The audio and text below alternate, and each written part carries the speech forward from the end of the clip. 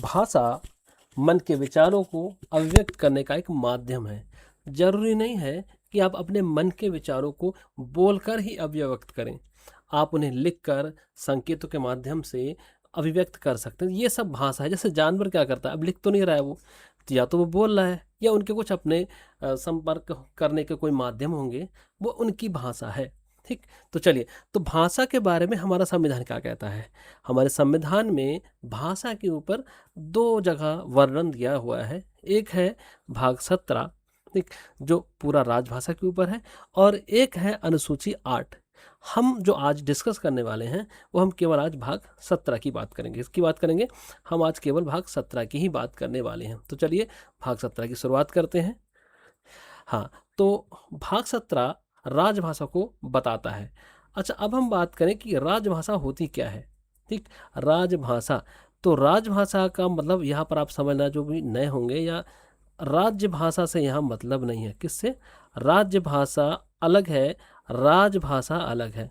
राज्य भाषा को आप स्टेट लैंग्वेज कह सकते हैं, लेकिन यहाँ पर राजभाषा का मतलब है ऑफिशियल लैंग्वेज, मतलब ऐसी भाषा जो वास्तव में राजकाज की भाषा है, लिखा पढ़ी की भाषा है, या ऑफिस में प्रयोग की जाने वाली भाषा है, हम उसकी बात कर रहे हैं। इसकी बात करता है भाग 17, जिसमें अनुच्छेद कहाँ से, अच्छा इसमें मैंने, क्योंकि मैं पूरा राजभाषा के बारे में बात कर रहा हूँ और हमारी जो राजभाषा है वो हिंदी है, इसलिए मैंने जो अंक हैं वो हिंदी के ही प्रयोग करे हैं। हाँ, जैसे मैथ्स में भी हिंदी गिनती जैसे ये 17 है, ठीक है, हो सकता है आपको कहीं दिक्कत हो, लेकिन ये मैंने उसका ही प्रयोग करा है। ठीक है, जैसे ये भाग 17, तो भाग 17 में आप अनुच्छेद देखोगे 343 से लेके 351 तक, मतलब हमारे भाग 17 में 343 से 351 तक राजभाषा के बारे में या भाषाओं के बारे में बताया गया है। अच्छा, इसमें कितने अध्याय हैं? इसमें कुल 4 अध्याय हैं। 4 अध्याय अगर पूछता है तो पहला अध्याय है जिसमें संघ की राजभाषा का वर्णन है। इसमें 2 अनुच्छेद हैं, 343 से लेकर 344 तक। फिर है क्षेत्रीय भाषाओं से संबंधित प्रावधान, जो 345 से 347 तक है।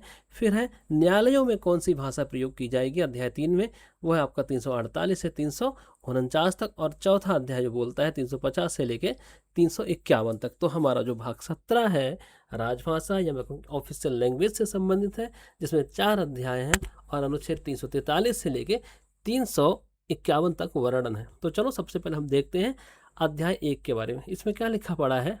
संघ की राजभाषा। ठीक है, राजभाषा, या हम कहें कि संघ की भाषा कौन सी होगी।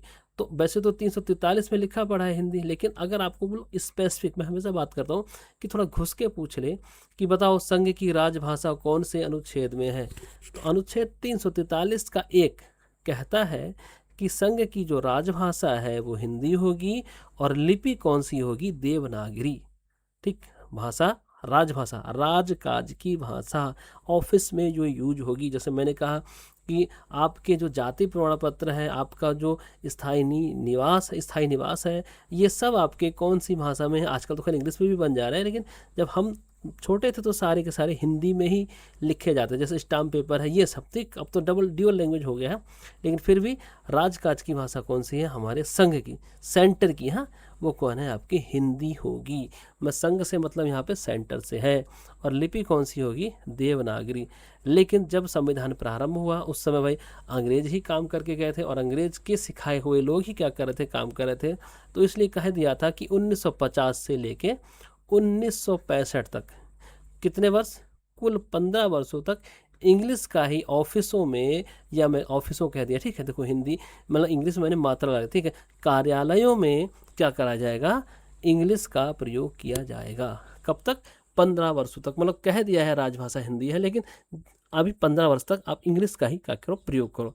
आर्टिकल 343 का 1 राजभाषा संघ की। ठीक, अनुच्छेद 344 क्या कहता है? आर्टिकल 344 कहता है कि हर 10 वर्ष के बाद एक राजभाषा आयोग क्या करेगा? गठन किया जाएगा।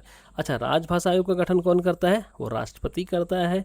इसी आधार पर पहला राजभाषा आयोग 1955 में गठित किया गया, श्री बाल गंगाधर खेर की अध्यक्षता में। मतलब इसके पहले अध्यक्ष हैं बाल गंगाधर खेर। अच्छा, इसका काम क्या है? जाहिर सी बात है, इस आयोग का काम है हिंदी का विकास करना। ठीक है, तो 344 में क्या है? राजभाषा आयोग, याद रखना है। अगर पूछता है 344 में क्या है, तो राजभाषा आयोग, और 343 में है संघ की राजभाषा। अध्याय 1 निपट गया। ठीक है, अब दूसरे अध्याय में चलते हैं। ये क्षेत्रीय भाषाओं की बात करता है, किसकी?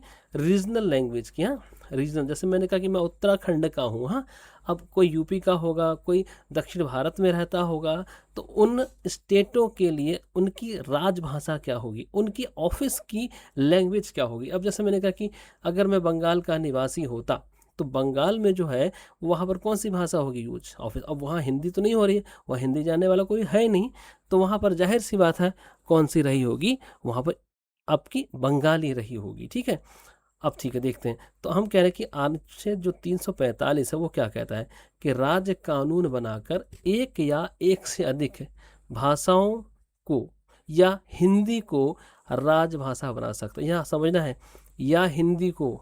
अब संघ ने बना लिया है अपना हिंदी को राजभाषा, तो ये जरूरी नहीं है कि राज्य भी अपनी राजभाषा हिंदी को बनाए। ठीक है, यहाँ पर राज्य फ्री हैं कि वो अपनी भाषा कुछ भी बना सकते हैं। आप इंग्लिश को भी राजभाषा बना सकते हो।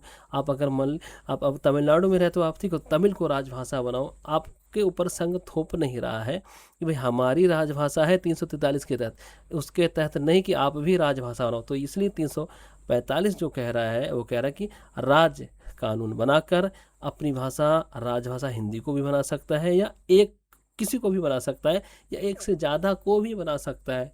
और जैसे मैंने भी बताया कि मैं उत्तराखंड का हूँ, तो उत्तराखंड में जो राजभाषा है वो कौन सी है? हिंदी है। लेकिन दूसरी राजभाषा कौन सी बना दिया है उसने? संस्कृत को बना दिया है। किसको? संस्कृत को। तो हमारे यहाँ दो दो राजभाषा हो गई। ठीक है, तो संस्कृत हमारे यहाँ कौन सी भाषा है? देखो गलत लिख दिया मैंने। हाँ, संस्कृत हमारे यहाँ दूसरी राजभाषा है। ठीक है, तो दो भी हो सकती हैं। ठीक है, चलिए 345 भी हो गया क्षेत्रीय भाषाओं के बारे में। 346 कहता है कि राज्य वर्सेज राज्य, मतलब अगर एक राज्य दूसरे राज्य से कम्युनिकेशन करता है, फिर या स्टेट सेंटर से कम्युनिकेशन करता है, तो क्या होगा उनके बीच कम्युनिकेशन की भाषा। तो अगर मैं कह रहा हूँ कि जैसे उत्तराखंड यूपी से करने, यूपी तो चलो भाई हमारा पड़ोसी राज्य है, तो अगर और वहाँ पर भी हिंदी राजभाषा है, तो हम कह रहे हैं कि अगर उत्तराखंड यूपी से कोई कम्युनिकेशन करता है, या मैं कहूँ कि मोदी जी से, या मैं कहूँ कि बीजेपी से, या बीजेपी नहीं चाहूँगी, हम कहें केंद्र सरकार से। अब सरकार तो किसी की भी हो सकती है, आज बीजेपी की है, कल किसी और की भी हो सकती है। तो अब अगर उत्तराखंड स्टेट सेंटर से संपर्क करना चाहता है, कम्युनिकेशन करना चाहता है, तो वहाँ पर जो पत्राचार की, या मैं कहूँ कम्युनिकेशन की जो भाषा है, वो हिंदी या इंग्लिश दोनों में से कोई भी एक हो सकती है। ठीक है, या मैं किसी और स्टेट से कम्युनिकेशन करना चाहूँ तो हिंदी या इंग्लिश किसी में भी कम्युनिकेट कर सकता हूँ, ये अनुच्छेद 346 कहता है। ठीक है, 345 स्टेट की राजभाषा है, 346 कम्युनिकेशन की भाषा, state versus state, centre versus state. ठीक, अब अनुच्छेद 347 की बात कर लें, तो अगर हम कहें कि राज्य ऐसी भाषा जो वहाँ पर बहुत ज़्यादा लोग बोलते हैं, बहुसंख्यक बोल रहा है, हाँ, उसको राजभाषा बनवा सकता है या मान्यता दिलवा सकता है। किससे? राष्ट्रपति से। ठीक है, तो राष्ट्रपति को अधिकार है कि वो क्या कर दे, किसी भाषा को राजभाषा बना दे। ठीक है, लेकिन स्टेट कहेगा तो कि भाई हमारे यहाँ ज़्यादा लोग इस भाषा का प्रयोग कर रहे हैं, तो आप इसे राजभाषा बना दीजिए। ठीक है, अध्याय 2 निपट गया। अब अध्याय 3 पढ़ते हैं।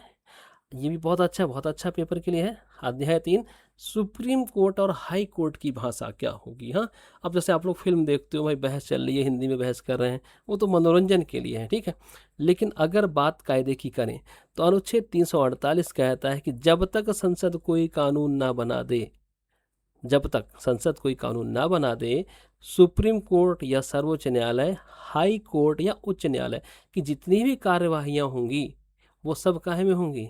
इंग्लिश में होंगी। अब जितने भी फैसले पढ़ोगे उनके, वो सब काहे में होंगे? सुप्रीम कोर्ट और हाई कोर्ट के, सारे के सारे इंग्लिश में होंगे आज भी। ठीक है, ये कहता है हमारा संविधान, अनुच्छेद 348। साथ ही संसद और राज्य के विधानमंडल के कोई भी विधेयक अगर पेश करे जाते हैं, तो कब काहे में पेश करे जाएंगे? वो इंग्लिश में पेश करे जाएंगे।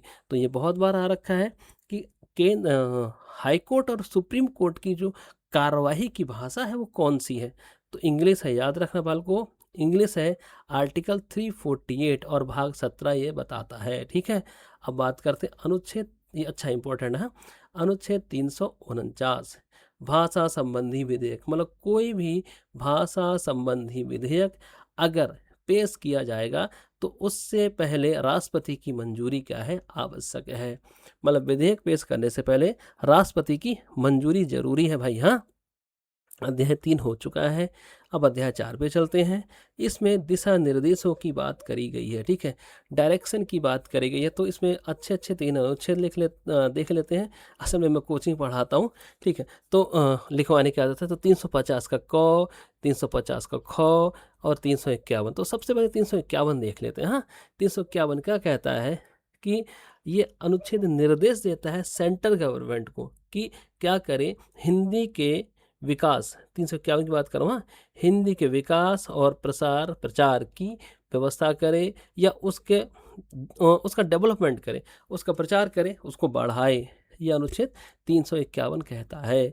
350 के क में क्या है, राज्य को यह निर्देश दिया गया है कि भाषाई अल्पसंख्यक वर्गों, मतलब ऐसे लोग जो भाषाई अल्पसंख्यक हैं, उनके बच्चों को प्राथमिक शिक्षा प्रदान करने के लिए मातृभाषा या उनकी जो लोकल लैंग्वेज है उसमें शिक्षा की क्या करे, व्यवस्था करे।